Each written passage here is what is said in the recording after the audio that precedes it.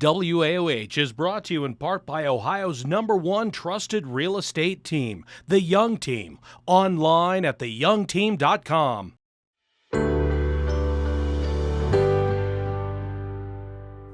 Hello, everyone. It is time for our weekly segment with my friend, journalist Shay. How are you today? I'm good. How are you today? Good.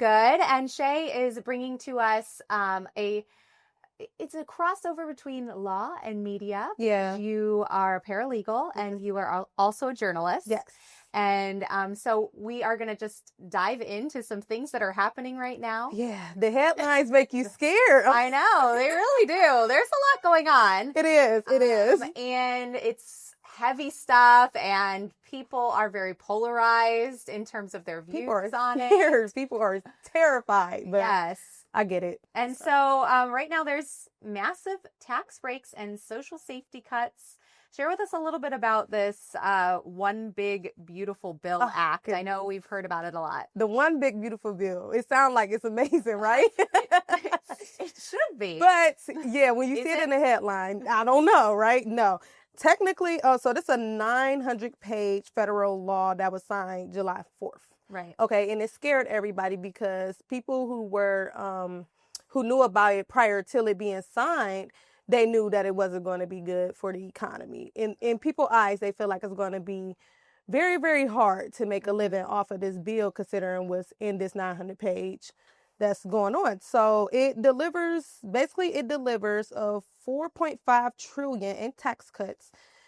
Particularly benefiting middle and upper income Americans, not the lower income. So that leaves people out. So with households in Ohio estimate to get a couple of thousand more, it doesn't benefit them at the end. People who have low income, it's not benefiting lower income or lower middle not class. at all. It's benefiting. It's not beautiful at all. It's for them.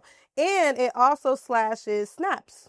In Medicaid, people depend on SNAP and Medicaid every month. Can you actually just tell people what is SNAP for people who may not know if they are middle class or upper class? If you get like food stamps, if you go down to Job and Family Summit, Job and Family Services, that building represents whole SNAP. So anything that you're able to get, programs, all that, is getting cut through that because it's getting cut through the funding. Right. Some people won't get it. A lot of people are getting cut completely off.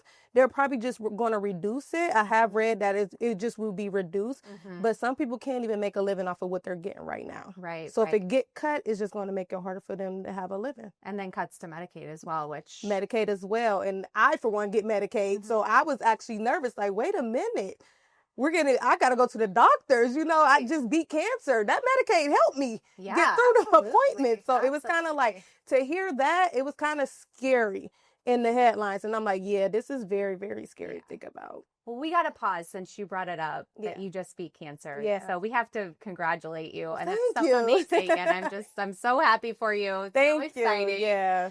Lots of good things on the horizon. Yeah, right. And I depended on that Medicaid. That's how I get cut. So we don't want those cuts. We don't need them cuts at all. No. But unfortunately, with this One Big Beautiful Bill, as it's called, there are slashes to SNAP and Medicaid, and so people need to check. They need to check. People are scared and see what has been cut. In the media is headlines that make you scared too. Yeah.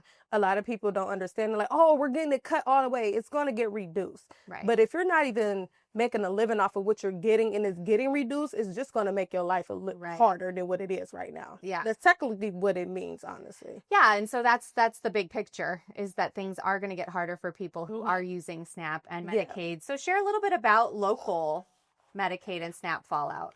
Okay, so local, roughly around 35,000 people is risk losing Medicaid. Mm-hmm. That's just roughly around. For our area. For our area, yeah. Due to new work requirements, and it's set to begin in December 2025. A lot of people don't realize that you can go work for it, and I think that's what they're trying to put in place, that you have to go work to receive, like, food stamp supplements for your household. If you don't have a job, they're probably going to try to make you work just so you could receive them benefits every month to feed your kids. Okay. And there's that's in the works of taking into place in December 2025. Don't know just yet because the rules change every single day, laws change every single day, but that was being talked about that some people might have to go. Right. I remember that. And so, I mean, obviously for someone who is able to work, that's Yeah. fine. But I know a lot of people are on Medicaid because they're unable to work. Or Yeah, and the disability. disabled, they can't do it. And so that's where I think it's going to be a struggle. Very the hard problem for is for those people who aren't unable to work and then they're still supposed to work to get their Yeah. Medicaid or You their can't have nobody just stamps working and if they're in a wheelchair and they can't get down there to do Right. it. You know what I'm saying? If they have something going on with their body. People that's receiving Social Security, you know, it's a reason why they're on that because Right. they can't work, you know, and Right. to make that a requirement just to get food stamps, how is that going to mix? It's going to So be hard. hopefully, you know, I Yeah. haven't read the 600-page bill. Hopefully there are some caveats to it. And we'll have, you know, essentially the big thing is if you are on Medicaid, if you do have those SNAP benefits, you need to check Just check and see every single what has day changed. what requirements is about to Yeah. come upon. Yes. And then the county expects to lose how much money in federal support? As Oh well? goodness, the Shit. county is expect to lose $7 million in federal support for administrative and assistance, and that's impacting caseworker ability and increased waiting times. Yeah, so that's for food assistance, and that's a lot of You money. already be on the $7 phone for million. about like an hour just Wow. to talk to somebody, and to have them that if that's limited their availability Mhm. and the wait time even more, you might not get a call back to who know when. Wow. It's already a long wait time that people call down there because, you know, you do it over the phone now. Ever since COVID, everything changed. Right. You ain't really got to go in and sit and talk to a caseworker no more or, you know, that help you. You do it over the phone. People wait about 2 hours just to talk to somebody. Yeah. And so I know a lot of these organizations are trying to now raise money on their own. So since the government isn't giving them that $7 million, Yes. a lot of these places, these food banks are having to try to raise the money, raise the support. And that's On making it their hard own. too because Right. they give out free food. And Right. if they can't get the funds to Right. give you free food, what we gonna eat? So Where we gonna get the food from? Trying to gather the community, Yeah. together to donate so that they can still be giving out food. But I know it's a challenge. Yeah, because so. their funding's getting cut as well. Right. There's nothing they can do about that. And if you can't make the money, if you can't work and you don't get your Social Security, your money, how can I even donate to help these people? You know, it's kind of hard for people who in that Right. predicament. If you don't got the funds to even make it in the economy right now, how Right, can then you're you not gonna be even able to donate? donate. Yeah. Exactly. Yeah. It's And just so it's not right at all. the cycle is hard. The It cycle is. is really hard. And It is. it's being made a little bit more difficult for, like you said at Yeah. the beginning, for the lower class Yes. and the lower middle class Yeah. people. It's very impactful for the lower class. Mhm. It's like it's no outlet. It's no positive outlet in this, no way, no shape or form. But I mean, if you have a job, I would just encourage you to keep your job, you know, try to, because it's going to get hard for people and they don't realize it. And I know the headlines make it really, really extremely make you scared, but it should be because there's some stuff Right. going on that people just really need to be aware about when it comes to this bill. Yeah, Yeah. absolutely. Very All right, Shay, if people want to keep in touch with you, how can they find you?